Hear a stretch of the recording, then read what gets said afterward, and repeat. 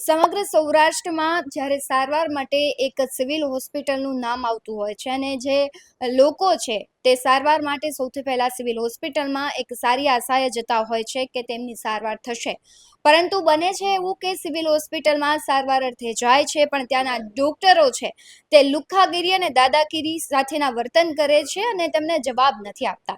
આવી જ એક ઘટના સાહિત્યકાર લોક સાહિત્યકાર છે હકાબા ગઢવી સાથે થઈ છે. તેમને ખરાબ અનુભવ સિવિલ હોસ્પિટલનો થયો છે, ત્યારે આજે આ મામલે વાત કરવી છે. આપણી સાથે છે મહેશભાઈ રાજપૂત, તેમની સાથે જ સીધી વાત કરીએ.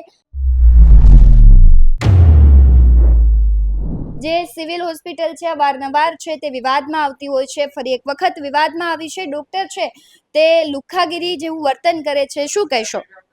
કારણ કે પહેલાં તો વસ્તુ એ છે કે ડૉક્ટરને એ સમજવું પડે કે એ ડૉક્ટર ત્યારે થાય છે કે લોકોની સેવા કરવા માટે. બીજી વસ્તુ કે ડૉક્ટર હોય એને એનામાં પહેલો સેન્સ એ હોવો જોઈએ કે ડૉક્ટરને ખબર હોવી જોઈએ કે જ્યારે પેશન્ટ હોય કે સિરિયસ પેશન્ટ હોય તો એના પરિવાર છે એનો મગજ કામ ના કરતો હોય, ગરમી ખાઈ જાય, આ પરિસ્થિતિ થાય ત્યારે હંમેશા ડૉક્ટરે બહુ ઠંડા કલેજે આખી એને ટ્રીટમેન્ટ કરવી પડે અને એ સમય કઢાવવો પડે.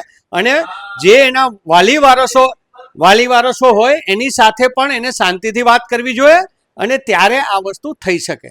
પણ જે રીતે આપણે જોઈએ છીએ, હું સાથે સાથે આપના માધ્યમ દ્વારા જે ત્યાં સિવિલ હોસ્પિટલે જાય છે તે લોકોને પણ હું કહું છું, પેશન્ટો અને એના વાલીઓને પણ કહું છું કે તમે પણ ધીરજ રાખો, કારણ કે ડૉક્ટરની પરિસ્થિતિ એ છે કે ડૉક્ટરોની ઘટ પણ છે. પણ ઘટ છે એટલે એનો મતલબ એવો નથી કે ડૉક્ટર ગમે તેની યારે ગમે તેવું વર્તન કરે. આ પરિસ્થિતિ જે વ્યાજના ચક્કરો આ ગુજરાતની અંદર ચડે છે એના કારણો આ જ છે. કારણ કે સિવિલ હોસ્પિટલમાં જાય અને એને પૂરી સારવાર સારી રીતે ન મળે એટલે માણસો દેણું કરી 5%, 10%, 20% લઈ અને પ્રાઇવેટ હોસ્પિટલોમાં જાય છે. આપણે જોયું છે કે સુસાઇડો જે કંઈ થઈ છે એમાં મેજોરિટી આવા કેસ આવશે કે મેં મારા પરિવાર માટે લીધા હતા પૈસા, કે મેં ડોક્ટરી માટે દીધા અને એના માટે મારે જરૂર હતી. એટલે આ બધી પરિસ્થિતિઓને સિવિલના ડૉક્ટરોએ સમજવી પડે, સિવિલ સર્જને પણ જોવી પડે. અને આ જે કાંઈ બનાવ બન્યો છે રાજકોટમાં એ સારો બનાવ નથી બન્યો, આ તો કલાકાર સાથે બન્યો. પણ આ તો દિન પ્રતિદિન નાના માણસો અરે કેવો બનતો હશે એ વિચારવાનું છે.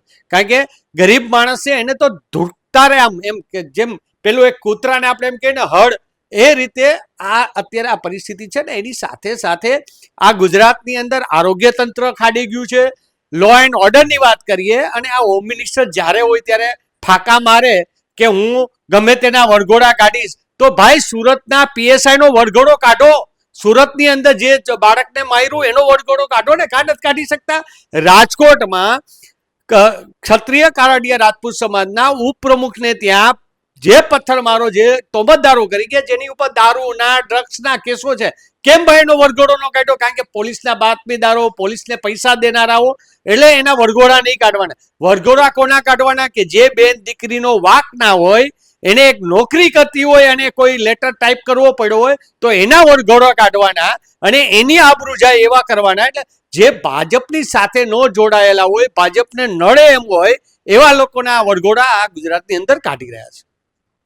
ખાસ મહેશભાઈ, મારે એ વાત કરવી છે કે જ્યારે પણ આવી ઘટનાઓ બને છે ત્યારે મંત્રીને કે એને ફોન આપવામાં આવે છે અથવા ડોક્ટરને તે વાત કરવાનું કહે છે તો તે લોકો મંત્રીની પણ વાત નથી સાંભળતા. સુરેન્દ્રનગરમાં જે ઘટના થઈ હતી સિવિલ હોસ્પિટલ કે એમાં જ કે ભાઈ ચંદુ સિંહોરા જે મંત્રી છે તે ત્યાં વિઝિટમાં ગયા હતા, તો તેમને પણ જે ડોક્ટર છે કે જે ત્યાં નર્સ છે તે જવાબ નથી આપતા, ગેરવર્તન કરે છે. આપ તેને લઈને શું કહેશો?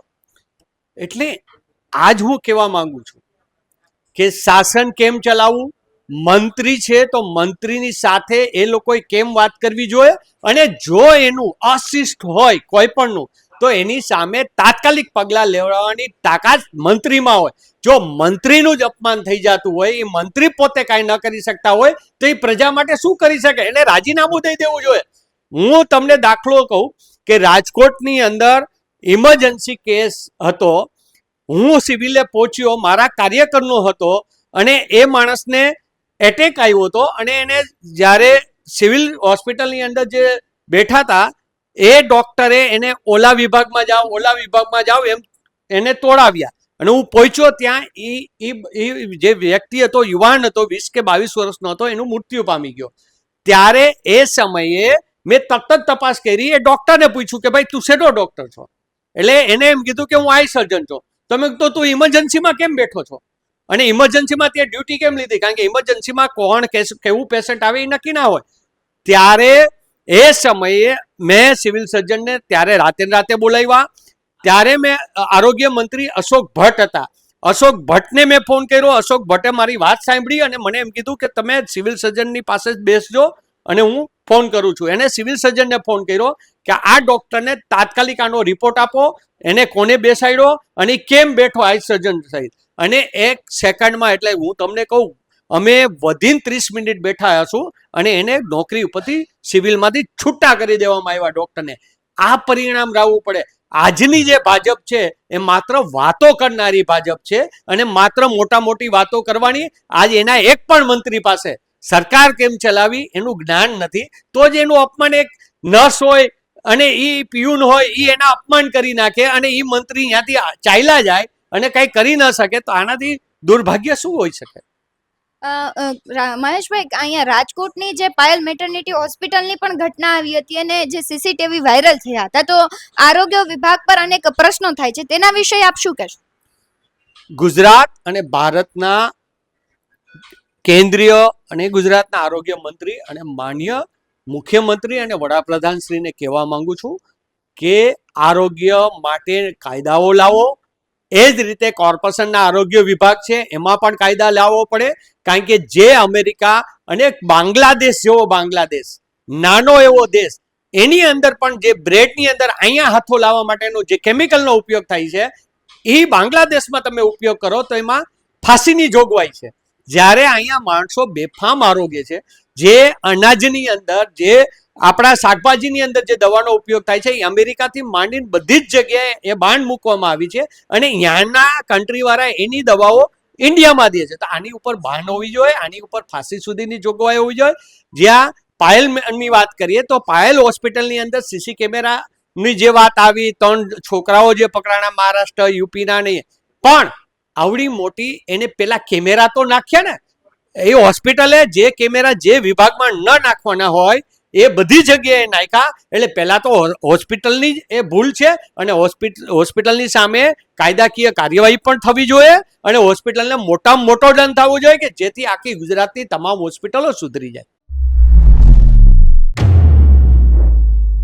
જે પ્રમાણે મહેશભાઈએ વાત કરી, અત્યારે જે આરોગ્ય વિભાગ છે એ ખાડે જઈ રહ્યું હોય તેવું લાગી રહ્યું છે. આરોગ્ય સુવિધાઓ છે લોકોને સરકાર આપે છે, પરંતુ જવાબદાર અધિકારીઓ અને ડોક્ટર છે તે ધ્યાન નથી આપી રહ્યા. આવી ઘટનાઓ અને સિવિલની લાલિયાવાડી અવારનવાર સામે આવે છે. આની પહેલા પણ જે મંત્રી છે તેના ભાઈનું મેડિકલ સિવિલમાં ધમધમી રહ્યું હતું, ત્યારબાદ તેના ઉપર કાર્યવાહી કરવામાં આવી. ત્યારે આરોગ્ય વિભાગ અને જવાબદાર અધિકારીઓ પર અનેક પ્રશ્નો ઉઠે છે. આપનું આ મુદ્દે શું કહેવું છે? કમેન્ટ કરી જરૂરથી જણાવજો. BS9 TV ન્યૂઝ સાથે ભગવતી વિશાવડિયા સાથે પ્રદીપ પાઠક, રાજકોટ.